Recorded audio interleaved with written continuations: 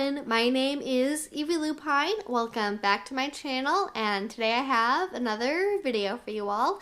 Today we're actually going to be following up on a video we did last week talking about sensation play, and today we are going to be talking about sensory deprivation. So if you've been wondering what sensory deprivation is, why people are into it, and how you can try it out for yourself, you are in the right place. Alright, so as per usual, before we get into the nitty-gritty, we first need to define what sensory deprivation means. And simply put, this is when you restrict one or more of the senses in a BDSM scene. This is most commonly hearing, sight, or touch. Classic examples of this would include the silk scarf blindfold or the gimp mask. Often this is done in conjunction with other types of play, though it can also be done by itself, which is mostly what we're going to be focusing on here today. But why would someone want to do sensory deprivation? Isn't that kind of boring? Just like sitting there, not able to hear or see anything? Why would anybody want to do that?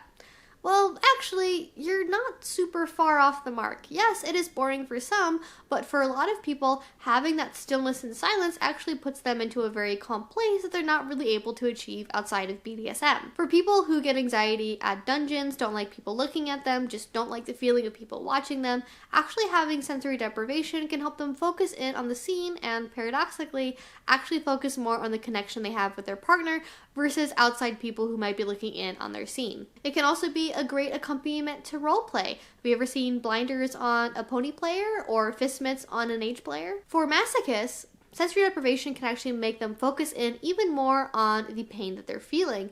And for people who are into power exchange, I think there are very few things that are as powerful as having somebody remove your very ability to perceive and interact with the world. And if you like mindfucks or fear play, sensory deprivation is one of the key ways to get there. I mean, you just leave somebody alone in a dark box by themselves where they can't hear or see anything, and their imagination will make up the rest. So actually, this can be a form of play that's really useful for a lot of different types of players in a lot of different types of scenes.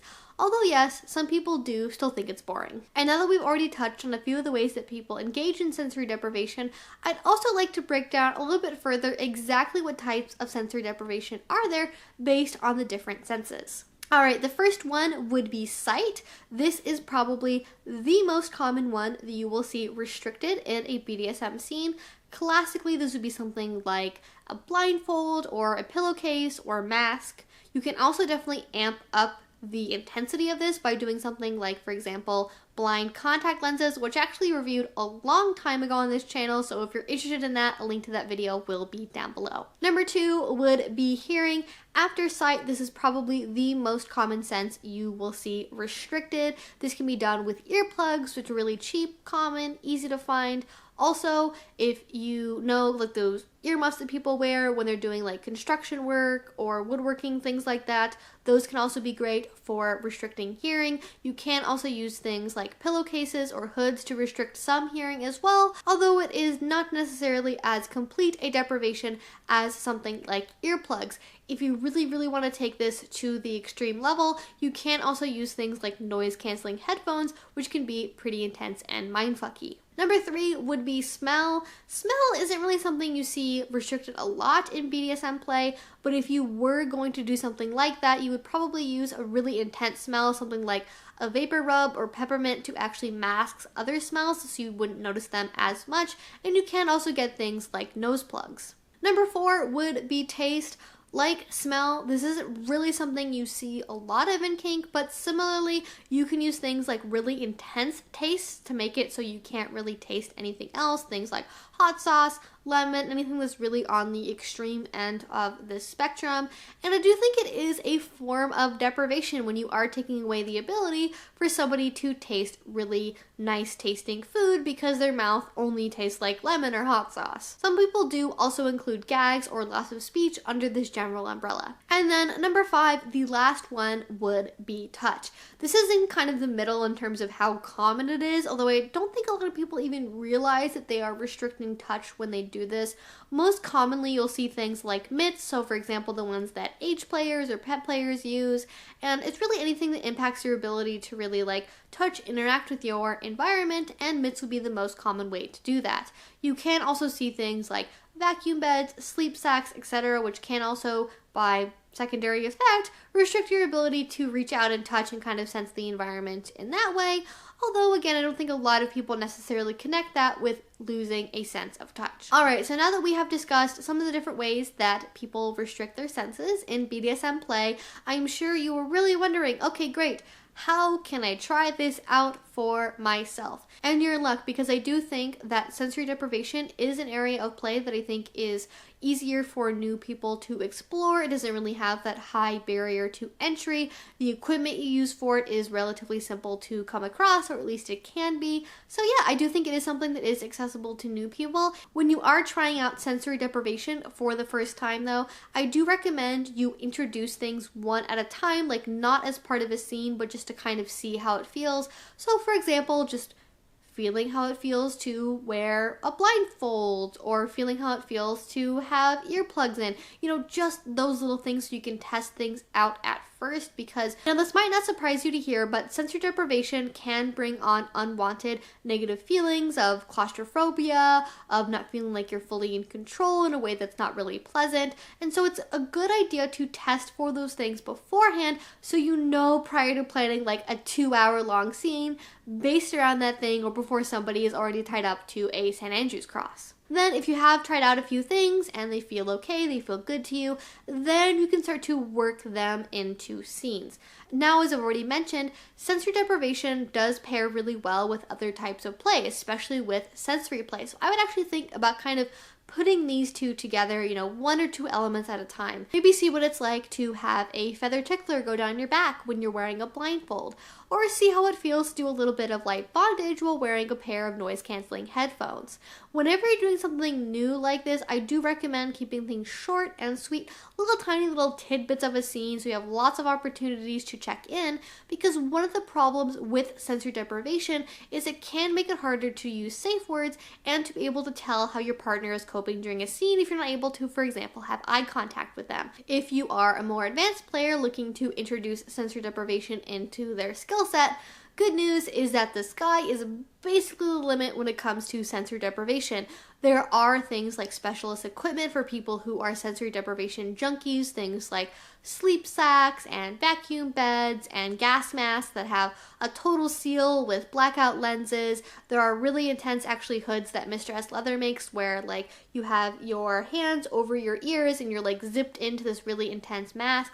So if you like things like that, there are lots of options for it. Combining together multiple different types of sensory deprivation together can definitely heighten the feeling of other things going on in the scene. It can also create a sensation of confusion and fear in a way that not a lot of other types of play can do just on their own. And even just slightly changing your approach can make a really big difference. So for example, it can feel a lot more intense to wear noise-canceling headphones and wear a blindfold while walking around a dungeon versus laying down on a table. So also keep that in mind as well. But really, don't be afraid to get creative with this and see how different types of deprivation with different types of play combine to create new sensations, because you never really know what's going to be the exact key you need to get to that blissy, nice subspace.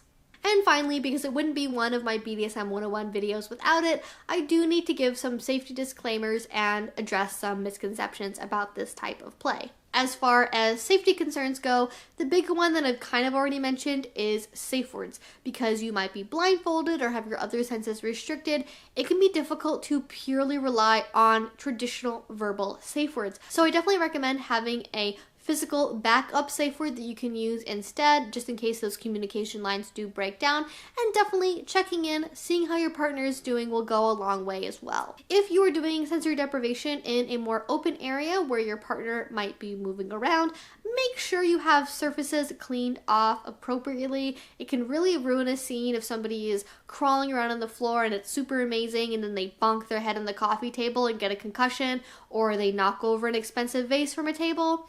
Yeah, you definitely want to make sure that the area you are doing the play in is going to be safe. You definitely don't want to ruin a scene by having somebody trip over a phone cord and hurt themselves. I know it seems a little bit ridiculous, but much stranger things have happened during BDSM scenes than that. And as with bondage, you never want to leave somebody who is doing sensory deprivation totally alone. If you want to have that feeling of abandonment, there are other ways you can achieve that same feeling without actually doing it. And the reason for my caution here is people engaging in BDSM by themselves being left alone by their partners is how people die doing BDSM. And I try not to be like too scaremongery during these videos, but it is something that people need to be aware of because this is how people get hurt doing kink, so please keep that in mind. And finally, while this might not be as physically intense as something like a whipping or a caning, it can be very mentally and emotionally intense. So keep that in mind while you are negotiating for scenes involving sensory deprivation. Talk to your partner about maybe needing more time to kind of get back to reality after a scene has concluded, and also talk to your partner about the potential need for extended aftercare to make sure somebody has the availability for that. And I think that's everything I wanted to cover in today's video. If you're wondering why I didn't really get into the specific implements that people use to achieve sensory deprivation, that's actually because I've talked about them in other videos before. So if you haven't seen those already, a link to them will be down in the description box below. If you have any other comments or questions for me, you can also leave that down in the comment section. If you enjoyed this video, if you want to see more from me, please do subscribe. I make videos twice a week about all sorts of kink and alternative relationship topics. Also, if you really enjoyed this, if you want to support my work, the best way you can do that is through Patreon. A link to that will also be down in the description box below. If you already support me over there, thank you so much. It means the absolute world to me. And until I see you guys next time, I hope you have a great rest of your day and a great rest of your week. Bye-bye.